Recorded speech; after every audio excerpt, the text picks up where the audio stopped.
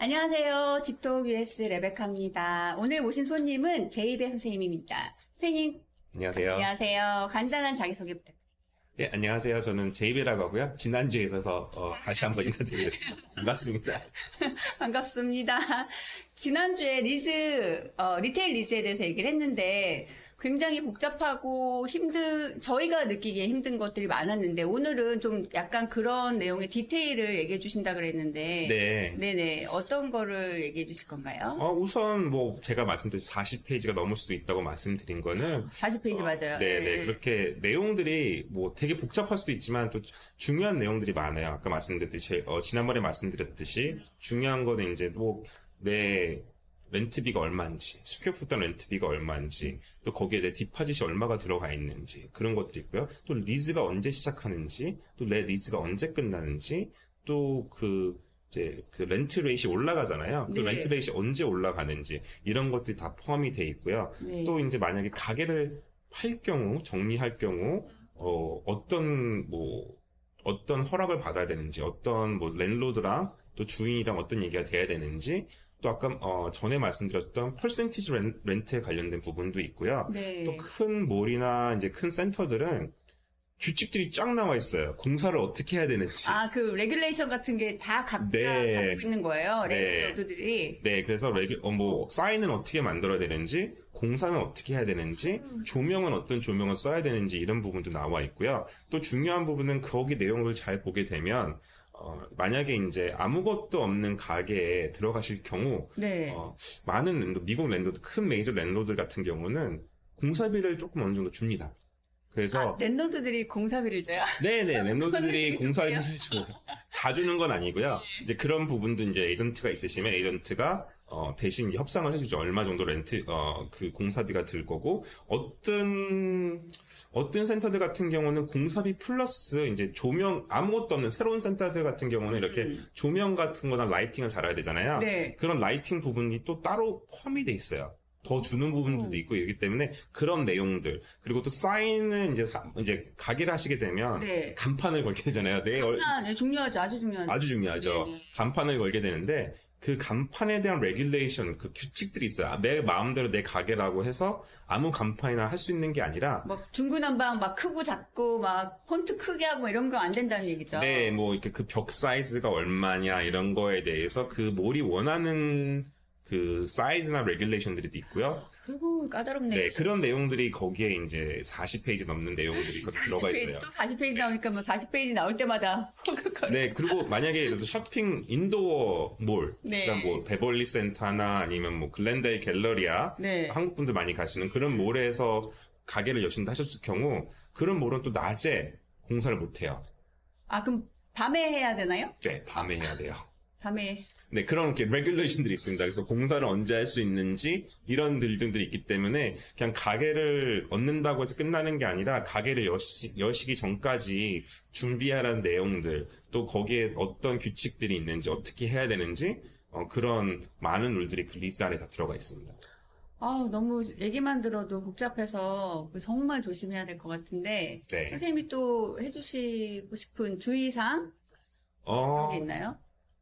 주의사항. 그럼 컨트랙을 쓸 때 주의사항은 아까 이제 좀 중요한 거 있잖아요. 40페이지를 저희가 다 읽어야 되는 건 아니고 이제 에이전트가 봐가지고 정말 손님들이 알아야 될 거를 설명해 주실 거잖아요. 네. 그거를 이제 그 중에 제가 많이 들었던 거는 옵션을 행사한다, 만다, 네, 그런 네. 얘기가 있던데. 그러니까 많은 리즈를 기본적으로 5년을 잡고 하시게 되고요. 네. 5년이 끝나면 이제 끝날 때쯤 그래서 옵션이라고 해서 5년을 더 연장해서 하는 리즈를 많이 계약을 같이 그러면 하세요. 5년을 제가 다 쓰고 네. 끝났을 때 5년을 더 쓸 수 있는 거죠. 권리인 네, 거죠. 권리죠. 사실. 나의 권리인 거죠. 그래서 랜로드가 안 주고 싶어도 그 옵션에 대한 그 내용들이 있어요. 그 내용들을 다 맞춰주면 줄 수밖에 없게 돼 있는 게 리즈 계약서예요. 그거 되게 중요한 것 같아요. 네.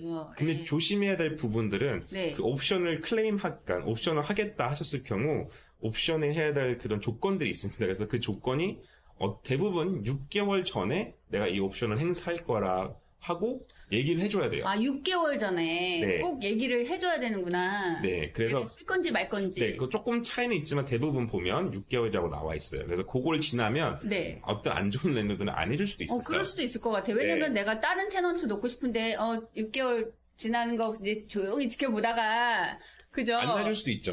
네. 그러다가 내보내고 자기는 더 높은 레이스로 받을 수도 있으니까. 맞습니다. 왜냐하면 어떤 저 같은 경우는 이제 많이 노력을 하는 것들 부분이 그 옵션 행사할 경우 네. 어떨 때는 보면 예전에 같은 경우는 3% or CPI 커스터머 인덱스라고 그래가지고 네네. 그 물가 상승률이죠. 소비자 물가 상승률. 네, 그거에 맞춰서 어떤 게 더 높으냐 낮으냐에 따라서 이제 결정이 되게 돼 있어요. 근데 그게 요즘 같은 경우는 그렇게 하게 되면 엄청 높은 렌트비가 그쵸. 올라가는 요즘은 안 거죠. 되죠, 그렇게. 네, 근데 그게 세팅이 돼 있기 때문에 잘못하면 렌트비가 별로 안 오를 거라고 생각하셨는데 갑자기 그러니까 다시 리뉴얼 리즈 보실 때 엄청나게 올라가 있는 경우도 있고요. 그래서 대부분 제일 좋은 조건은 어느 정도 렌트비를 미리 다 상의하셔서 협의하셔서 스케줄 해놓는 거죠? 네, 10년 동안 스케줄 해놓으시는 게 제일 중요한 것 같고요. 그거 중요하네요. 네, 그리고 말씀드린 제일 중요한 포인트는 언제 그 옵션을 내가 행사할 것인가를 알려주는 날짜. 그게 제일 중요하시죠. 만약 그걸 많은 랜더들이 그거 가지고 뭐 하루 이틀이나 뭐 며칠 가지고 뭐라 하는 경우는 거의 없지만 그쵸. 그래도 정말 목이 좋고 또 다른 뭐 좋은 내셔널 테넌트스가 거기 들어가고 싶어 하면 그렇게 할 수 있는 방법도 있기 때문에 그런 부분을 좀 자세히 알고 계시는 게 중요하죠. 모두가 나쁜 랜로드는 아니니까, 그죠? 네, 장사 맞아요. 잘하고 있으면, 이제, 6개월 됐는데, 너희 왜, 어떻게, 옵션 행사할 거니 말 거니 물어보기도 하겠네요, 그러면. 물어봐주면 제일 좋고요. 네. 그러지 않는 그 매니지먼트에서 워낙 많은 가게들을 관리하기 때문에 그거를 일일이 다 해주지는 못하는 것 같아요. 그럼 일일이 이제 알고 있다가 노티스를 주진 않고, 그럼 자기 건 자기가 그냥 챙겨야 되겠네요. 그쵸. 자기 거를 내 재산이고 내 사업체니까 본인이 챙기시는 게 제일 중요하다고 생각해요. 야, 근데 그걸 5년이니까 4년 6개월을 쓰고 6개월 네. 전에 그 노티스를 이제 옵션을 행사할 건지 말 건지를 얘기를 해야 되는데, 그거 굉장히 신경을 많이 쓰셔야 되겠다. 그죠? 그쵸. 신경 많이 쓰시고 어디다 적어 놓으시고 뭐 좋은 에이전트라 그러면 또 에이전트가 알려줄 수도 있겠죠. 네. 정말 에이전트가 왜 필요한지 정말 제이비한 쌤이랑 얘기하니까 더 알 수 있을 것 같아요. 왜냐면은 만약에 개인이 가서 그런 거를 다 어떻게 알 수가 있겠어요. 쉽진 않죠. 그 변호사 쓰시고 또 이게 말씀드렸듯이 집 거래하는 거랑은 좀 다른 차이점이 좀 있기 때문에 좀 다른 게 아니고 아주 많이 달라요. 정말 많이 달라요. 그래서 진짜 뭐 여차하면 그냥 자기는 그냥 모르고 사인을 할 수도 있겠다는 생각이 들어요. 네, 그래서 이제 그러니까 좀 많은 분들이 그냥 사인하시는 서류가 있는데요. 네. 퍼스널 개런티라는 서류가 있어요. 퍼스널 개런티요? 네, 만약에 이게 가게가 이제 대부분 리즈를 얻으실 때 개인으로 얻는 게 아니라 사업체 이름, 회사 이름을 얻게 되시잖아요. 네. 근데 만약에 새로운 회사다. 그랬을 경우 뭐 미국도 이제 크레딧을 다 보잖아요. 회사에 대한 기록을 보잖아요. 그렇죠, 크레딧. 이 기록이 없다 보면 아니면 또 위험하니까 그래서 많은 랜로드들이 너가 개인적으로 보증을 서라. 그래서 퍼스널 개런티라는 걸 하게 만들어요. 그 서류가 제가 보기에는 한 99% 다 들어간다고 생각하시면 될 거예요. 내셔널 큰 내가 뭐 가게 몇십 개, 몇백 개 가지고 있지 않는 한 웬만해서는 다 퍼스널 개런티가 있으실 거고요. 그 개런티란 무엇이냐면은 이 가게, 이 비즈니스가 사업이 안 돼서 렌트비를 못 내거나 네. 비즈니스 못 할 경우 그에 대한 책임을 내가 진다는 개인이 진다는 거예요. 근데 또 주의하실 점은 뭐냐면 가끔씩 저희가 이제 가게를 자영사가 잘 돼서 그럴 수도 있고 안 돼서 그럴 수도 있고 가게를 이제 하실 수도 있잖아요. 네네. 다른 분한테 양도하실 수도 있잖아요. 그렇죠. 그랬을 때 그 퍼스널 개런티가 다른 사람한테 옮겨갈 수 있도록 해놓으시는 게 중요해요. 안 그러면 내가 가게를 팔았음에도 불구하고 내 개인적인 퍼스널 개런티가 남아있을 수도 있어요. 그거는 어떻게 해야 돼요? 그래서 그거를 퍼스널 개런티를 리무브 하시는 거를 확답을 네. 받으셔야 되고요. 새로운 분이 퍼스널 개런티로 들어간 거를 확인하시는 게 제일 중요한 것 같아요. 그것도 에이전트가 도와주나요?